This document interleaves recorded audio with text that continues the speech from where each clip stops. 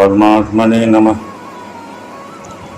पहले प्रश्न के समाधान के बाद जैमिनी के दूसरे प्रश्न का उत्तर देते हुए परीक्षित शावकों ने कहा, पूर्व काल में त्वष्टा प्रजापति के पुत्र विश्वरूप को इंद्र ने छल से मार दिया था। यही इंद्र पदवी की सोच है, छल तपस्या का तरीका है। भगवान कृष्ण ने भी कहा कि जुए में छल मैं हूँ।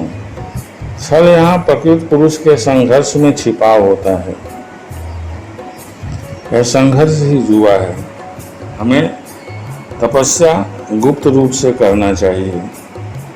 बाबा जी नहीं बनना चाहिए, वरना अंधकार में फंस जाएंगे और माया जीत जाएगी। विश्वरूप ब्राह्मण थे, अर्थात महान तपस्वी थे।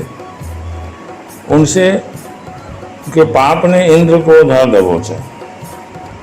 उनका सारा तेज समाप्त हो गया और वह सारा तेज धर्मराज के अंदर स्थित हो गया। इंद्र निस्तेज हो गए।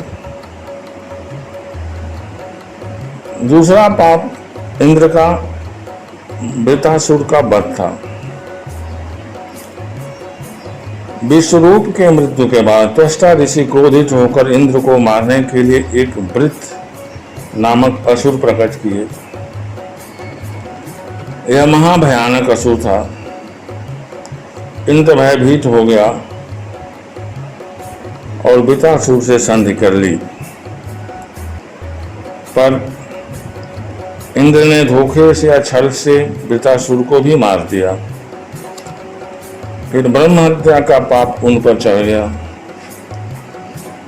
और उनका बल नष्ट हो गया। यह बल वायु देवता के पास चला गया।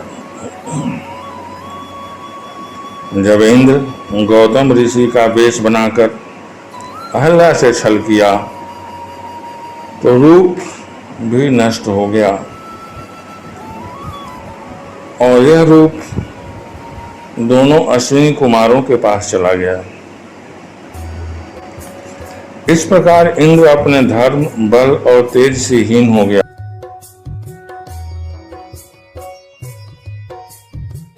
अब इंद्र को ढूंढने पर वो मिल नहीं रहा था, तो सारे असुर ये सोचे कि देवताओं को पृथ्वी लोक पर ऋषि मुनियों के हवन से शक्ति मिलती है। वे बदला लेने के लिए पृथ्वी लोक पर दैत्य रूप में जन्म लिए थे और अत्याचार करने लगे, जिनके पाप से पृथ्वी पर संकट उत्पन्न हो गया।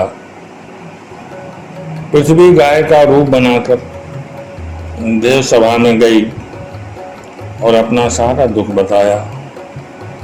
पक्षियों ने कहा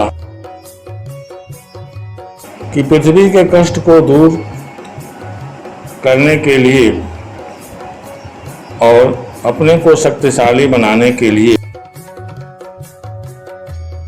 और ऋषि मुनियों की रक्षा के लिए देवता अपने अपने तेज से उत्पन्न हुए। इंद्र का जो तेज धर्मराज के पास था वह कुंती से युधिष्ठिर के रूप में उत्पन्न हुआ। इंद्र का जल बल जो वायु देवता के पास था उससे भीम उत्पन्न हुए और इंद्र के आधे अंश से अर्जुन उत्पन्न हुए और जो सुंदर रूप अश्विनी कुमारों के पास था उससे नकुल और सहदेव के रूप में पैदा हुए। इस प्रकार देवराज इंद्र ही 5 रूपों में अवतीर्ण हुए और उनकी पत्नी शची ही द्रौपदी के रूप में अवतीर्ण हुई, जो अग्नि से उत्पन्न हुई थी। अतः कृष्णा या द्रौपदी एकमात्र इंद्र की ही पत्नी थी, क्योंकि इंद्र 5 रूपों में स्वयं उत्पन्न हुए थे। योगेश्वर भी अपने अनेक रूपों में उत्पन्न होते हैं और अनेक रूप धारण कर लेते हैं, तो इंद्र की तो बात ही क्या है। इसी कारण द्रौपदी शची रूप में इंद्र पत्नी थी और द्रौपदी रूप में भी इंद्र के विभिन्न रूपों की ही पत्नी थी, तो यहाँ व्यभिचार कहाँ हुआ? इसलिए द्रौपदी को सती कहा जाता है। इस प्रकार पूरा महाभारत और गीता इसी प्रश्न का उत्तर है। इसका सूक्ष्म अर्थ यही है कि पंचभूत ही 5 पांडव हैं, जिनसे बल रूप ज्ञान आदि प्राप्त होता है। वस्तुतः सारे तत्व प्रकृति के हैं और विभिन्न प्रयोजन के साथ अलग हो गए हैं। यह शरीर ही शची है और मन ही इंद्र है। यह शरीर मन के अधीन रहती है तो सांसारिक क्रियाकलाप चलता है। शरीर हमेशा ही मन के बस में रहती है। मन से ही तपस्या भी होती है और मन से संसार भी चलता है।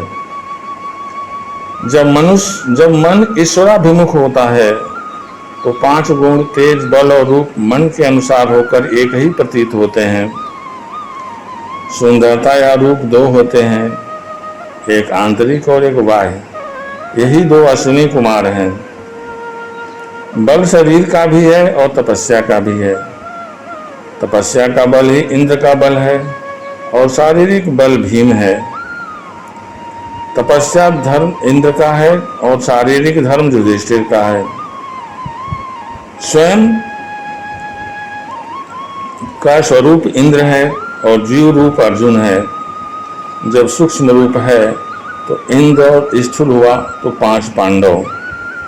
शरीर तो एक ही है, धर्म करो या पाप करो, यह शरीर हमेशा ही साथ रहती है। तो शरीर तो हमेशा संगिनी है, तो व्यभिचार कहाँ हुआ? वह तो पतिव्रता समान है, हमेशा मन के साथ ही रहती है, चाहे सूक्ष्म हो या स्थूल।